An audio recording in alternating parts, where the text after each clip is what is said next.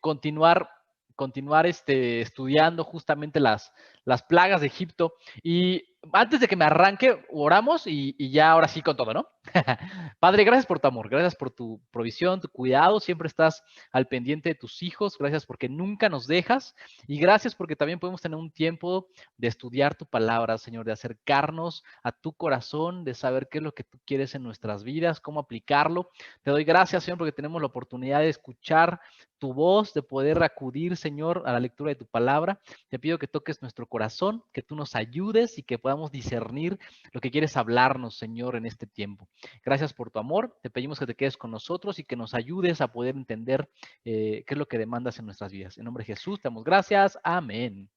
Muy bien, amigos, pues vamos a arrancarnos. ¿Quién anda por aquí? Ya no alcanza a ver. Mi querida Mari, mi querida Fer, Mitch, Johnny, mi querido Urias y creo que ya, ¿no? Gusto en saludarlos, amigos chulos, hermosos. Vamos a arrancarnos. Y a ver, antes de que yo me continúe, no sé si todos han estado ahí como que viendo justamente la cuestión de las plagas, solamente como pregunta, como un pequeño, un pequeño recap. ¿Por qué rayos ocurren las plagas? ¿Alguien me puede recordar? ¿Quién guste? Ay, no me espanten que nadie sabe. ¿Quién? ¿Por qué ocurren las plagas? Ya saben que ya me gusta preguntar, no me gusta hablar nada más yo solo. ¿Quién? ¿Quién? ¿Quién?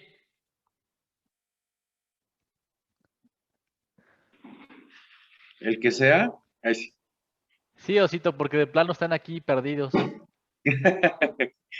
Bueno, pues las plagas al final de cuentas vemos como en capítulos anteriores Faraón no quiere dejar salir al pueblo de Egipto, ¿no? O sea, hablando un poquito Sí, como de eso, al sí, sí, pueblo de sí. Dios de Egipto, y entonces hay de alguna manera como una confrontación directa entre Moisés, el cual había sido enviado por Jehová, por nuestro Dios, a decirle a Faraón que dejara salir al pueblo, el Sí, cual estaba esclavizado. Entonces, pues el corazón de Faraón es endurecido y no quería dejar salir al pueblo. Entonces, pues Dios le dice, bueno, te manifestarás o me voy a manifestar a Faraón a través de diversas cosas que le va diciendo a Moisés y entonces le va diciendo, pues bueno, ahora vas a ir a hacer esto y entonces va a suceder esto, pero bueno, ni te preocupes porque de todas maneras Faraón no te va a ir dejando, no te va a hacer caso, ¿no? Pero, pues va sucediendo eso, que va siendo una confrontación para que de alguna manera el poder de Dios y quién era Dios, pues se manifestara en Egipto, ¿no? Y al final de cuentas, pues el objetivo principal era que el pueblo saliera, ¿no? Que el pueblo saliera de ese lugar, ¿no? Como a grandes rasgos. sí, correctísimo, correctísimo, amigo. ¿Ahí alcanzan a ver mi presentación?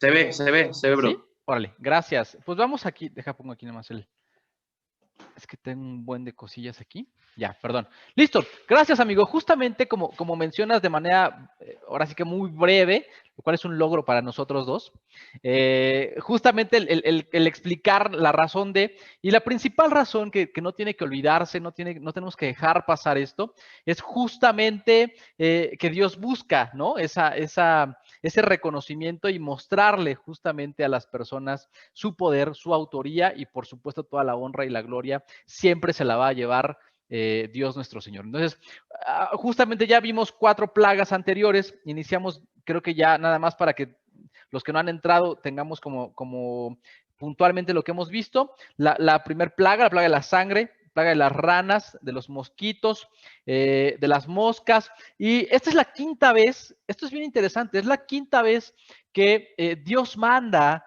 a Moisés delante de Faraón para que tenga este movimiento de corazón, de poder liberar a su pueblo. Ahorita vamos a ver un poquito eso. Y justamente, bueno, quiero compartir contigo la quinta plaga. Quiero que vayamos, por favor, a nuestra Biblia, si todos la tienen ahí. Texto bíblico es la plaga del ganado. Es el capítulo, estamos estudiando el capítulo 9, del 1 al 17. Le voy a dar lectura para que no nos atrasemos ahí en cuestión técnica, que no se oye, que sí se oye, y le damos Aquí yo me equivoqué, no es 17, es al 7, perdónenme. Y seguimos. Fíjate. Entonces, el Señor dijo a Moisés, ve al faraón y dile que el Señor, el Dios de los hebreos, ha dicho así, deja ir a mi pueblo para que me sirva, porque si rehusas dejarlos ir y los sigues deteniendo, he aquí la mano del Señor. Traerá una terrible peste sobre tu ganado. Por eso es la denominada plaga de los ganados. Fíjate lo que dice el Señor, que está en el campo, caballos, asnos, camellos, vacas, ovejas, todo lo que se contemplara como ganado, ¿no? Pero el Señor, versículo 4, hará distinción entre el ganado de Israel y el de Egipto. Esto todavía es interesante porque todavía Dios está haciendo distinciones. Con unos sí se mete y con otros no. Más adelante vamos a ver cómo después ya puede cambiar eso. Bueno, va a ser esta distinción entre Israel y Egipto, de modo que no muera nada de todo lo que pertenece a los hijos de Israel. Mañana el Señor hará esto con el país, o sea, le está diciendo que tiene chance, tiene una noche para pensarlo el faraón y dejar libre al pueblo. Sin embargo, le está diciendo cuándo va a ocurrir, le está diciendo el día de mañana, esto va a suceder si tú no tienes a bien dejar al pueblo libre. Al día siguiente, el Señor hizo esto y murió todo el ganado de Egipto. Pero del ganado de los hijos de Israel no murió ni un solo animal. El faraón envió observadores o gente que fuera a inspeccionar lo que había sucedido. Y efectivamente, he aquí que el ganado de los hijos de Israel no había muerto ni un solo animal. El faraón endureció su corazón y no dejó ir al pueblo. En esta quinta plaga, mis queridos amigos, nosotros sabemos que hay diferentes deidades, ¿no? Diferentes deidades que hacen simetría con los dioses que tenía el pueblo de Egipto. Nosotros sabemos que Dios pide y demanda a su pueblo que no nos hagamos, y desde el Antiguo Testamento, no hagamos imágenes y no hagamos ídolos justamente a algunas cosas, ¿no? Y los egipcios eran fanáticos, así fan número uno, de aventarse de dioses, pero hasta para ir al baño, ¿no? El dios de hacer bien del baño y ya se aventaban ahí un monumento en forma de, bueno, no te platico qué, pero o sea, lo interesante es que a estos hombres les encantaba hacer monumentos. Entonces, justamente Dios se encarga también de demostrar que todo el poder, que toda la soberanía de Dios y todo lo que es creado aquí en la tierra y lo que puede suceder y lo que va a suceder y lo que no ha sucedido, Dios se encarga y Él tiene todo el poder de esto. Entonces elige de manera, yo sé que Dios es súper sabio, Él elige algunos dioses que eran como que los más importantes o a los que más se les rendía culto justamente de las plagas, ¿no? No sé si han visto uno por uno todos los dioses de las 4 anteriores, si no, con mucho gusto les comparto una tablita que a mí me gusta mucho, es muy fácil de identificar con quién se mete. Pero bueno, hoy en la cuestión de la plaga del ganado, fíjate, Dios hace referencia a estas dos deidades, que es Hathor, la diosa que es en forma de vaca. Es esta vaca que aquí está en las pinturas ahí anteriores, seguramente la has podido o la han podido observar. Y pues bueno, justamente, ¿no? Se ve un hombre aquí obteniendo la provisión de parte de la vaca. Y obviamente nosotros sabemos que en cuestión de hablar con nuestro Dios, ¿quién es el único que es nuestro proveedor? Dice la Escritura que absolutamente toda dádiva, don perfecto proviene de Dios y que todo lo que tenemos es de Dios y es para Dios y es por Dios. Y Él es nuestro proveedor. Él mismo se reconoce como nuestro proveedor, ¿no? Entonces, aquí es algo bien interesante cómo Dios hace este juego de mandar una plaga para que todos los animales que estaban en el campo pues perecieran. Y hace un énfasis, o bueno, aquí se hace nosotros un match con esta diosa, Hathor, que es en forma de vaca, y que bueno, los egipcios tenían como una deidad por la provisión que podía entregar al pueblo, ¿no?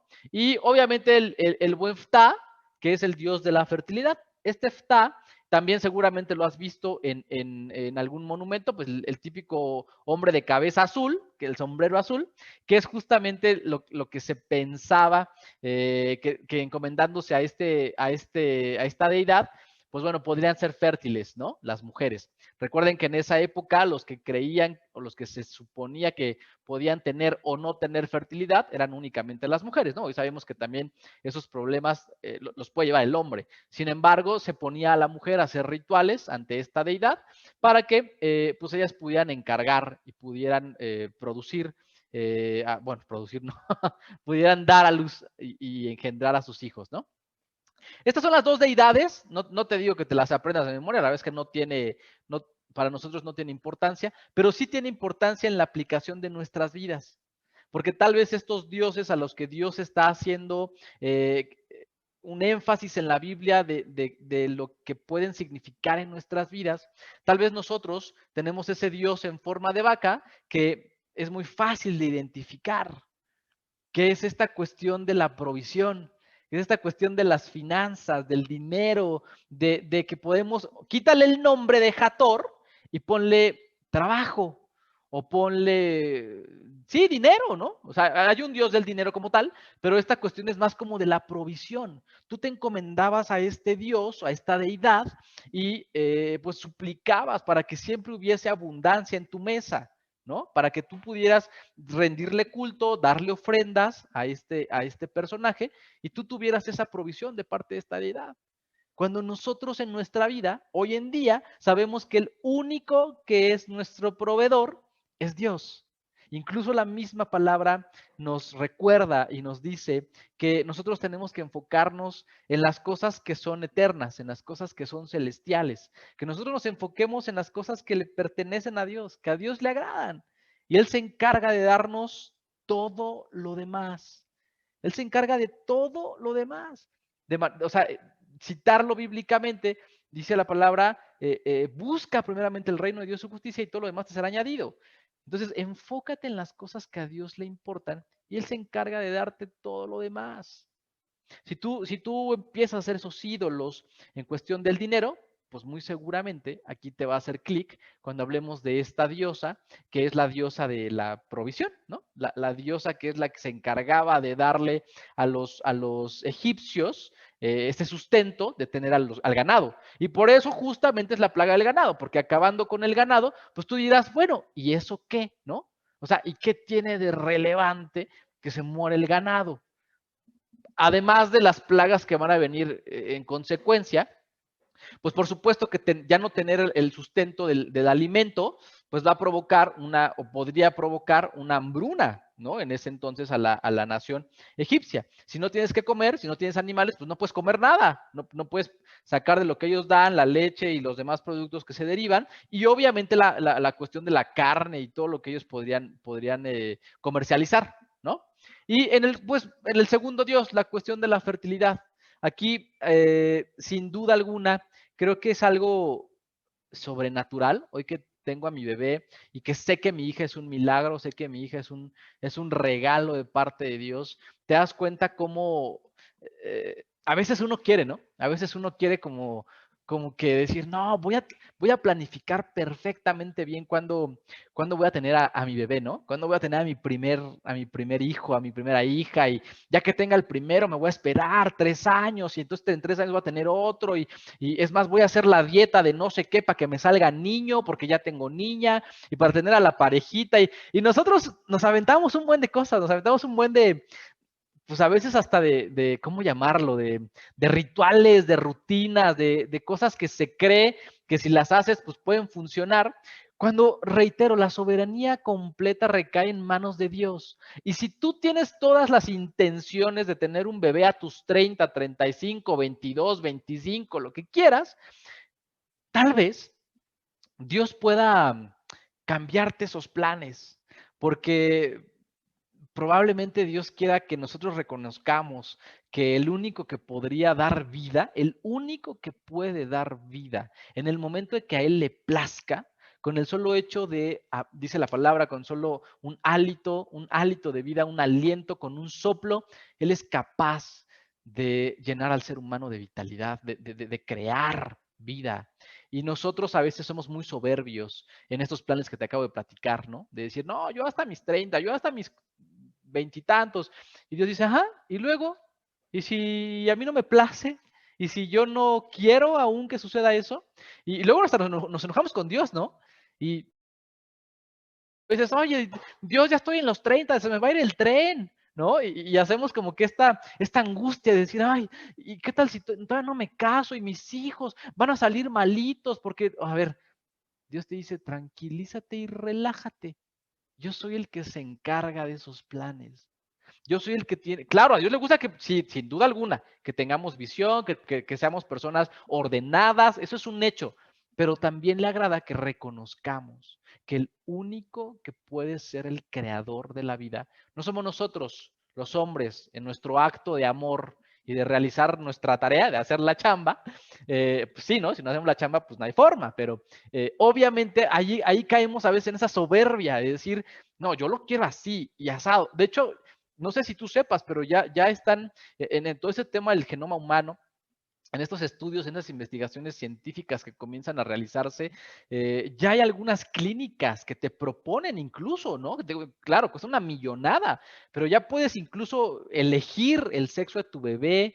Por supuesto que pues es una cuestión de un tratamiento, pero eso es algo que a mí la verdad sí me asombra, me impacta también la cuestión humana en la que a veces caemos en decir, yo quiero que mi hijo saque los ojos azules, ¿no? Y la verdad es que tú buscas tu árbol genealógico y no hay forma, no hay manera. Entonces tienes que acudir a estas clínicas donde te pueden hasta dar hasta una probabilidad de que si tú eliges cierto esperma y te repito, cierto tratamiento clínico, pues podría salir una alta probabilidad de que tu hijo salga con los ojos azules, ¿no? O que salga niño, o que salga niña. Hay tratamientos. Sin embargo, ahí es cuando a mí en lo particular, hoy que tengo a mi bebé, eh, sí me cuestiona, sí me pongo a pensar, híjole, que a veces qué soberbios llegamos a ser cuando toda esa decisión recae en las manos de Dios. Y cuando lo tienes, te das cuenta que es el plan más perfecto, el más perfecto que pudo haber elegido Dios para regalarte, para entregarte. Cuando cargo a mi bebé, no le quiero cambiar nada, ¿no? Platicábamos mi esposa y yo cuando íbamos a tener la bebé, oye, que imagínate que sáquelo, y decíamos, ¿no? Los atributos que según nosotros son los mejores de cada uno, ¿no?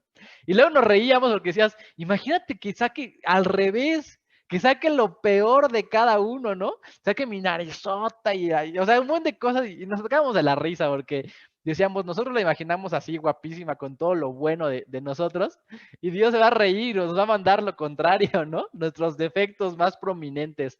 Y justamente eso, el reconocer que solamente Dios, en Él recae esa soberanía de elegir literalmente cuándo puede dar vida. Y me atrevo a ir incluso más allá, cuándo quitarla, cuándo decir, dice Job, Jehová dio, Jehová quitó, hasta aquí Él decide, tiene contados nuestros días. Entonces, bueno, haciendo referencia a las deidades para regresar otra vez al tema, a las deidades egipcias con las que se enfrenta esta plaga, para que tú no nada más digas, bueno, la plaga de las vacas, qué chido. Querido, tiene un significado y tienes que ponerte a pensar qué significa en tu vida. Y estos son los ejemplos que yo te puedo compartir, pero que bueno, a final de cuentas, pues también tú tienes que analizar qué puntos de esa plaga puede aplicarse en tu vida que Dios quiere que trabajes, ¿va? ¿Cuál es la consecuencia que tiene esta plaga con el faraón y qué resultado produce? Todos los animales, justamente los egipcios, mueren. Todos los animales del pueblo egipcio perecen, todos los que estaban en el campo, porque esto es algo bien interesante. Más adelante, con la siguiente plaga, resulta que vuelve a mencionar animales. Y uno dice, bueno, ¿qué no habían muerto ya? Fue muy, muy puntual Dios cuando dijo que iban a perecer todos los animales que estuvieran en el campo. Lo dice en el versículo 3 y hasta menciona ciertos tipos de animales, ¿no? Pero los animales de los israelitas quedan intactos, intactos. Eso es muy raro, es muy raro. Tú vas a un rancho, un pueblito donde hay como pues sí, una plaga, un virus, una bacteria, algo que afecta al ganado. Regularmente, pues primero se enferman unos, pero inmediatamente conforme van los ranchos conjuntos, pues se van enfermando. Entonces sería muy raro que solamente en cierto rancho ocurra una enfermedad y que en los otros pues no haya pasado. Eso es muy raro en una cuestión justamente ganadera. Eso es muy raro, ¿no? Casi no ocurre. Si se contagian, pues obviamente por la cuestión de alimentos, de convivencia, de etcétera, etcétera, es un hecho que se contagian todos, ¿no? En este caso, Dios muestra el favor con los hijos, con los que son de Él. Y Dios muestra perfectamente en esta plaga cómo cumple su promesa cuando le dijo al faraón que solamente los animales de ellos iban a perecer y los de los hijos de Dios, los hijos del pueblo de Dios, iban a mantenerse. Pues bueno, justamente cuando ocurre al día siguiente que manda a inspeccionar, se dan cuenta todos los observadores que así sucedió, tal cual como lo habían dicho, y eso provoca una molestia en el corazón del faraón. Eso produce que se enoje, porque obviamente pues un esclavo no puede tener más que el patrón, y por supuesto que además las circunstancias que le estaban provocando al pueblo de Egipto hace que el faraón se enoje y que por supuesto no quiera dejar ir al pueblo de Dios. ¿Ok? En esta quinta plaga, ¿alguien tiene alguna duda, pregunta? Me sigo. ¿Dudas, Mish preguntas? preguntó, Mish A ver, preguntó, déjame salgo, porque como estoy viendo la pantalla, déjame. ajá, te puso amigo nada A ver. más Mish en el chat, te puso, ¿cómo sabemos si estamos rindiendo culto al trabajo en lugar de a Dios? Mitch, ok, gracias. Ya, ahorita les voy a presentar. Es algo bien sencillo, es algo muy importante. Cuando tú estás enfocándote mucho más en perseguir, es que, a ver, es sencillo, pero ya saben que si me preguntan, empiezo con algo bien práctico. Cuando la palabra de Dios dice que donde esté tu tesoro, ahí estará también tu corazón, ¿no? Y cuando nosotros nos preguntamos cuál es nuestro tesoro, yo te preguntaría, mi querida Mitch, pues, ¿qué es tu tesoro? ¿Cuál es tu tesoro más valioso, mi querida Mitch? No sé si me escuchas y me puedas compartir. Sí, sí, ¿Cuál sí. crees que es cuál crees que tú siendo así, Mitch, preciosa, humana, terrenal, ¿cuál es tu tesoro más valioso? Mi Biblia. Tu Biblia, ¿ok? ¿Qué más? ¿Cuáles son tus tesoros más valiosos? Sin meternos ahorita en tema de religiosidad, mi Biblia, a ver, ¿cuál es tu tesoro más valioso? ¿Qué crees tú que es lo más invaluable que tienes? Que no te lo pueden comprar, que no puede llegar alguien y te diga, Mitch, te ofrezco $1,000,000 por algo. ¿Qué sería? O sea, pero material. Lo que quieras, lo que tú quieras. O yo creo que, pues, como mi paz mental. ¿Ok? ¿Ok? Perfecto, me gusta. Tu paz no se puede comprar con nada del mundo. O sea, no pueden llegar y decirte, oye, Mitch, te compro tu paz, ¿no? En $1,000,000. Y pues a lo mejor tú dices, bueno, pues a lo mejor, pues dime cómo y si podemos de manera tangible, pues te la vendo, pero no se puede. La verdad es que no se puede. Y así tenemos nosotros como seres humanos diferentes ejemplos que no se pueden comprar. Uno de ellos, para ponerte el ejemplo, que es lo que quiero hacer, es el tiempo. El tiempo de los seres humanos aquí en la Tierra está contado. Eso es un hecho y es bíblico. Dios sabe perfectamente tu inicio, tu final, tus días están contados, eso dice la Biblia. Entonces, nuestro tiempo es algo que no tiene valor, no puede llegar alguien y decirte, te ofrezco $1,000,000 por lo que te queda de vida. No sé si me explico. Cuando nosotros entendemos que nuestro mayor tesoro, porque eso es real, es lo que el tiempo que a lo mejor tenemos aquí. ¿Por qué es el tiempo que tenemos aquí? Pues porque lo que tú hagas en esta tierra va a repercutir en lo eterno. Si nosotros entendemos que lo más importante que a lo mejor, por eso decía, humanamente nosotros tenemos es el tiempo, entonces va a cobrar mucho sentido este verso que yo te acabo de decir. ¿Por qué? Porque dice, ¿dónde está tu tesoro? Ahí va a estar ahí estará tu corazón. Esta es una fórmula bíblica preciosa, porque Dios te está diciendo, donde inviertes, Mitch, donde esa paz que nadie te puede comprar, donde tú enfocas esa paz, donde haces eso que te llena de paz, porque tú mencionabas la paz, donde está ese tesoro, ahí va a estar tu corazón. Si tener paz te lo va a estar con tus amigos, entonces le vas a invertir tiempo a los amigos, le vas a invertir dinero a los amigos, le vas a invertir recursos, esfuerzo a tener paz con tus amigos o estar con tus amigos. ¿Por qué? Porque eso te llena de paz. ¿Me explicó? Yo te decía el tiempo. ¿Por qué el tiempo? Porque si nosotros somos conscientes de que tenemos un tiempo finito, aprovecharíamos realmente nuestros días. Seríamos mucho más eficientes, valoraríamos, pondríamos una agenda realmente importante en las cosas de Dios. Pero, mi querida Mitch, para ser puntuales, ¿dónde está tu tesoro? Y si tu tesoro, por eso te platicaba, es la paz, justamente ahí es donde va a estar tu corazón. Significa que, Mitch, donde a ti te da paz, que es algo que para ti es invaluable, que es algo que para ti es algo que no se puede costear, ahí es donde le vas a invertir. ¿Qué vas a invertir en este caso? Pues tu tiempo. Si a ti el tener paz no te la dan tus amigos, pero te la da el leer tu Biblia, el acercarte a la palabra de Dios, ¿qué le vas a invertir a eso? Pues todo tu tiempo, el mayor tiempo posible ¿a qué? A la lectura de la palabra, de estar invirtiéndole recursos, pues en comprar más libros que te hablen acerca de la palabra de Dios, en acercarte en estos momentos a preguntar, en lugar de que estés viendo una telenovela, una serie, una Netflix, lo que quieras, estás invirtiendo tu tiempo aquí en escuchar la palabra. ¿Me explico? Entonces, esta es una fórmula muy práctica, porque si tú quieres saber dónde está tu corazón, deberías primero preguntarte a qué le estás invirtiendo. ¿A qué le estás invirtiendo? Y aquí yo me acerco a tu pregunta, que es, ¿cómo sabemos si estamos rindiendo culto al trabajo en lugar de Dios? Si te estás enfocando muchísimo más tiempo en el trabajo, que eso es interesante, porque dices, en el trabajo soy más de 10 horas, sí, porque pues, tenemos que es a lo que nos dedicamos. Sin embargo, ¿cómo sabemos si te estás enfocando específicamente ahí? Pregunta. No importa si estás enfocado 10 horas, 8 o 5, las que tengas en el trabajo. Si tu corazón está ahí en primer lugar, si lo único que persigues es trabajar, ¿para qué? Pues para, no sé, para ganar dinero y para tener más cosas, es muy fácil darse cuenta que está desalineado de la voluntad de Dios. Es muy sencillo, porque entonces tú estás todo el tiempo enfocada en el trabajo, en las finanzas, en qué más hago, qué más consigo, qué más vendo, y no le dedicas tiempo o muy poquito tiempo, se lo dedicas a las cosas de Dios. O si tenías ahí como que más o menos las actividades y conforme te vas dando cuenta que te importa más el trabajo, empieza a ocupar un lugar importante Dios y obviamente pierde esa prioridad.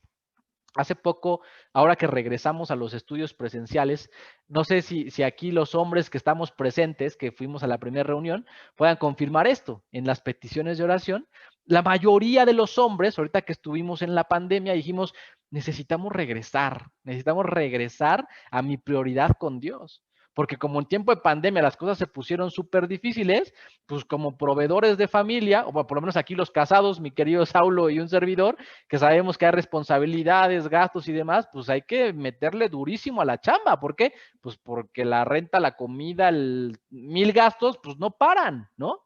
Y uno se enfoca en trabajo. Las cosas que estabas tú dedicándole a Dios empiezan a perder, empiezas a bajarlas. Y eso empieza a ocupar horarios en trabajo. Entonces ya convertiste el trabajo en un Dios, porque ahora es tu prioridad. Y, sí, leer mi Biblia. Bueno, sí, hoy leo, pues nada más hay un capitulito, ¿no? Y oro, pero oro ya acostado por si me quedo dormido. O sea, esos momentos donde ya vas quitándole la importancia a Dios, es muy fácil darte cuenta que ya ocuparon, ya pasaron de ser una actividad que tienes que realizar a un culto. Cuando ya estás fanática, cuando ya estás enfocada primeramente en el trabajo. No sé si me expliqué, Mitch, con todo mi rollo. Sí, muchísimas gracias. Listo. Vientos. ¿Alguien más? ¿O ya me sigo? No, ¿verdad? Creo que nada más. Va, me sigo. Déjenme, les vuelvo a compartir. Espérenme 2 segundos. Ahí les va. Aquí está. Listo. Siguiente plaga, mis queridísimos, hermosos. Aquí está. Listo. La plaga de las úlceras. ¿Alguien sabe qué onda con esta plaga? ¿Alguien me puede decir qué sucede con esta plaga que hayan escuchado antes de que me arranque yo? Pues igual, o sea, nada más atacó a los egipcios y no a los israelitas. Correcto, amigo. Déjame les doy lectura porque creo que nada más estamos tú y yo, Mitch y Mariel que anda ahí en cámara. Sale pues, fíjense lo que ocurre, ¿eh? Vámonos, Éxodo capítulo 9 y vámonos al versículo del 8 al 12. Dice, el Señor dijo a Moisés y a Aarón, que son los que, acuérdense que eran los enviados, ¿no? De parte de Dios para platicar con el faraón, tomen puñados de hollín de un horno. Uf, esto está, queridos, increíble. Fíjate, tomen puñados de hollín de un horno y que Moisés lo esparza hacia el cielo en presencia del faraón. Esto que está a punto de ocurrir, te lo voy a explicar, está increíble. Esto se convertirá en polvo sobre toda la tierra de Egipto. En el avanzo. Y ocasionará salpullido que producirá úlceras, tanto en los hombres como en los animales, en toda la tierra de Egipto. Fíjate lo que dice el versículo 10. Tomaron pues el hollín del horno y se pusieron de pie delante del faraón. Moisés lo esparció hacia el cielo y se convirtió en sarpullido que produciría úlceras, tanto en los hombres como en los animales. Y los magos no podían estar en presencia de Moisés por causa de las úlceras, porque los magos tenían úlceras como todos los egipcios. ¿Alguien recuerda quiénes eran los magos? ¿Por qué aparecen aquí los magos? ¿Alguien recuerda que no sea Saulo? Ah, Ya estoy aprendiendo el micrófono. Sí. Sí, Pero, o sea, bueno, mm, eh, yo tenía entendido que hechiceros, no sé si hay sí, alguna diferencia magos sí, hechiceros, magos o hechiceros, correcto. eran en este caso unas personas que estaban ahí como parte de, digamos, la realeza y ellos se encargaban de darle explicación a muchas cosas y en este caso ellos intentaban igualar, ¿no? Todas las plagas y demostrar que no era el poder de Dios, sino cualquier cosa que uno podía hacer humanamente. Eso que acabas de decir, eso último es la clave. Esa es la clave, Mari. Gracias por recordárnoslo. Eran los encargados de desacreditar a Dios. Eso es lo más maravilloso que dijiste. Lo resumimos en eso. ¿Quiénes eran los reyes, los magos, y de hecho no solamente con Faraón? Acuérdate que cuando estamos narrando en el Génesis, cuando Moisés es capturado, también lo manda a llamar Faraón, te recordarás, ¿no? Y que antes de que él se posicionara y fuera un grande, él estaba encarcelado y había gente que estaba alrededor del faraón consultando y tenía sueños. Entonces él mandaba a llamar a todo su consejo, como decía Mari, y preguntaba, ¿no? Y ellos interpretaban, y entre intérpretes y hechiceros y magos y brujos y etcétera, etcétera, ¿cuál era su función? Desacreditar a Dios. O sea, yo no me imagino que la chamba de alguien, y aparte con todo el orgullo del mundo, sea pues quitar el crédito a Dios, ¿no? O sea, hasta se siente raro decirlo, pero esa era su chamba. La chamba de estos hombres era desacreditar el poder de Dios. Por eso es que Dios está como tan, o sea, las plagas son tan puntuales porque hay plagas que incluso ellos creían que podían repetir, que podían darle explicación y Dios se encarga de decirles, pues no, queridos, ustedes no pueden realizar esto porque solamente yo tengo ese poder para hacerlo. En los anteriores, pues pasaban y los magos ahí trataban como que de explicarle al faraón o hacer ahí algún tratado para que no... Y además corría su vida de por medio, ¿no? Porque si no lograban, obviamente si no lograban desacreditar a Dios, pues pelas, ¿no? Y les daban muchos reyes, muchos jueces más adelante. Así sucede, cuando no pueden desacreditar a Dios, los que estaban en ese tiempo ya gobernando a la nación judea o a la nación de los israelitas, se dan cuenta que no pueden desacreditar, entonces matan a todos estos consejeros y se vuelven a Dios. Es la época de reyes donde iban y venían, iban y venían, iban y venían. Era bien curioso, pero dependían de unas personas que acreditaban o no el poder de Dios. Pero bueno, te explico qué sucede con esta plaga porque es algo bien importante e interesante. Lo que le está diciendo Dios aquí es, vas a ir delante del faraón, pero fíjate con lo que iniciamos el versículo, que es, tomen puñados de hollín de un horno.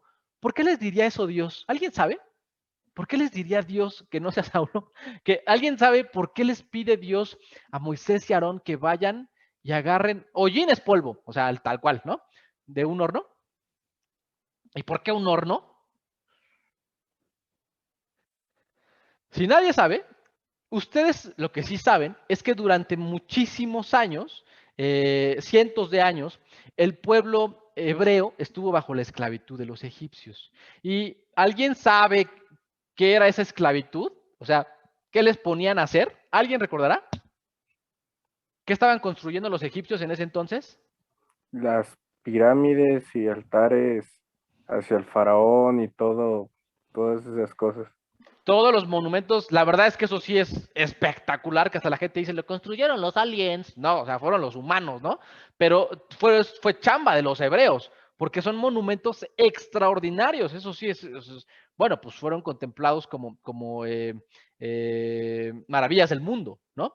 Pero lo interesante de esto es cómo Dios le dice, quiero que vayas a los hornos y de ese polvo, híjole, de verdad me vuela la cabeza porque el castigo que le está poniendo o ahí, o la enseñanza que le está llevando al pueblo egipcio, dentro de la misma consecuencia lleva el pecado. Es decir, el tiempo que tuvieron de esclavitud los egipcios, digo, los hebreos con los egipcios, mucho tiempo estuvieron trabajando en hornos donde metían a fabricar todo el concreto, que, bueno, hoy le llamamos concreto, pero todas estos materiales de construcción, todo el material de construcción que fabricaban, primero se pasaba o se metía al horno. Y después de ese horno que lo hacía, ya sea que lo fundía o lo hacía más resistente, lo llevaban justamente a colocar en toda la construcción. Pero obviamente quedaban residuos de ese material, ¿no? Esos residuos que quedaban, era como ¿han escuchado esta frase de una cachetada con guante blanco? O sea, como un propio de su, ¿cómo se dice? Una cucharada de su propio chocolate. O sea, es de eso mismo que ellos han ocasionado y que tanto tiempo han oprimido al pueblo, con eso mismo que ellos estuvieron haciendo con el pueblo egipcio, con el pueblo hebreo, Dios se va a encargar de que con esos residuos ellos tengan una plaga, que es la plaga justamente de las úlceras. Entonces justamente le pide a Moisés que tome de ese horno y que lo haga enfrente del faraón. ¿Para qué? Para que el faraón sepa perfectamente de dónde viene esa plaga. Y es esa plaga que le recuerda que tiene que dejar libre al pueblo de la esclavitud a la que ha sido sometida durante cientos de años, que los ha, pues, o sea, los ha maltratado. Han tenido una vida indigna. ¿Y cómo se lo recuerda? A través de lo que queda de los hornos, del trabajo explotador que han tenido los hebreos. Entonces, de ese polvo es de donde le dice el faraón, date cuenta de dónde va a venir esta plaga, date cuenta que de tu opresión, date cuenta de lo que has hecho, de esto vas a tener consecuencias. Entonces, obviamente, pues Moisés es obediente, toma el polvo, el hollín de los hornos. Imagínate la escena de aventar un puñado, o sea, un puñadito ahí de polvo, y que de repente crezca, ¿no? De repente se expanda y llene toda la ciudad y empiece a esparcirse.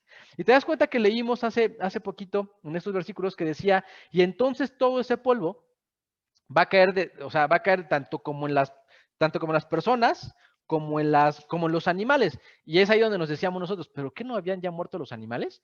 Fíjate, las úlceras serán producidas tanto en los hombres como en los animales en toda la tierra de Egipto. ¿Por qué animales si se supone que ya habían muerto? ¿Alguien sabe? Yo pienso Ajá. o sea, el ganado no es todos los animales, el ganado era de una parte específica y seguía habiendo criaturas.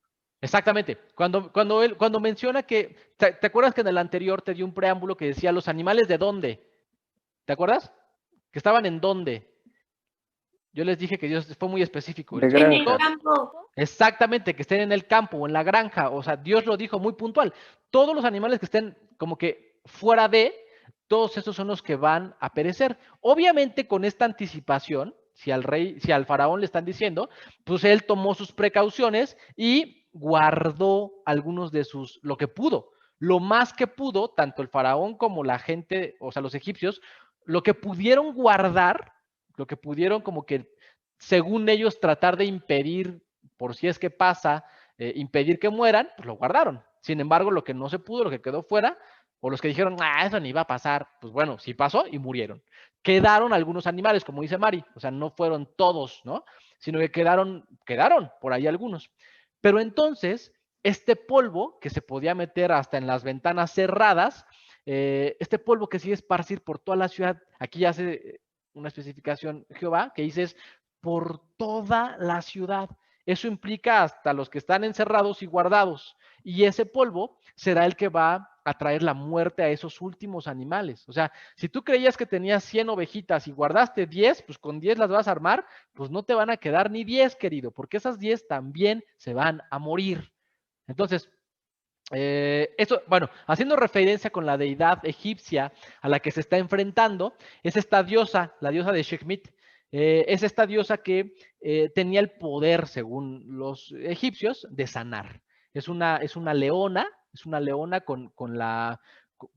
recuerden que todos son representación de guerreros, pero ahora sí que su poder era el poder otorgar sanidad. Cuando había algún enfermo en el pueblo egipcio, ellos acudían a Sekhmet y ofrecían culto, rendían ofrendas y holocaustos para que ella lo sanara, ¿no?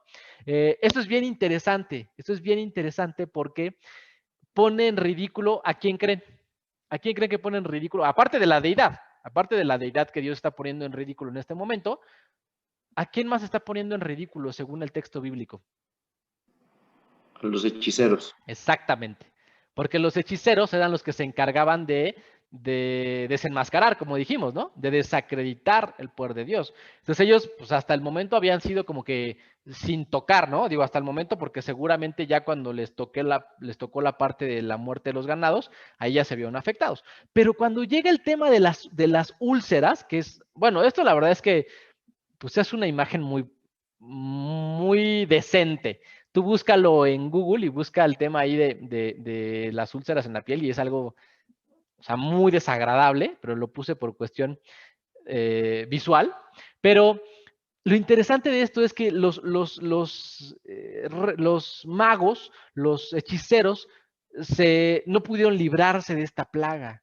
O sea, recordarán que yo les dije que si ellos no lograban desacreditar el poder de Dios, les daban cuello, o sea, ahí los mataban. Y aquí era una evidencia, es una de las más importantes evidencias contra el consejo que tiene Dios, que le está diciendo al faraón, date cuenta, ni siquiera tu consejo, el que se encarga de desacreditarme, va a poder contra esta plaga. Ni siquiera este consejo que a lo mejor puede ser que tenga propiedad y se haya guardado a su ganado y no lo hayamos tocado y esté intacto, date cuenta que aún ese consejo al que tú ves y al que acudes no va a poder contra esta plaga. Y lo dice incluso el versículo 11, y los magos no podían estar en presencia de Moisés por causa de las úlceras, porque los magos tenían úlceras como todos los egipcios. La Biblia dice esto porque ahí le está dejando muy en claro al faraón, Dios mismo, que ni siquiera su consejo que se encarga de desacreditarlo iba a tener la razón. Dios le está mostrando, Dios le está enseñando las evidencias en la mano a faraón de decir, hazme caso. O sea, esta es la 6ª vez que te lo pido. Hazme caso. Te lo estoy demostrando ya. Como cuando te pasa algo y tú lo niegas y después te llevan a juicio y te muestran las evidencias y no te queda más que decir, bueno, pues sí, se me pasó. Bueno, esperemos que no te ocurra, pero si te ha pasado, o sea, ya tienes las evidencias. Ya está hecho. Ya lo tienes ahí.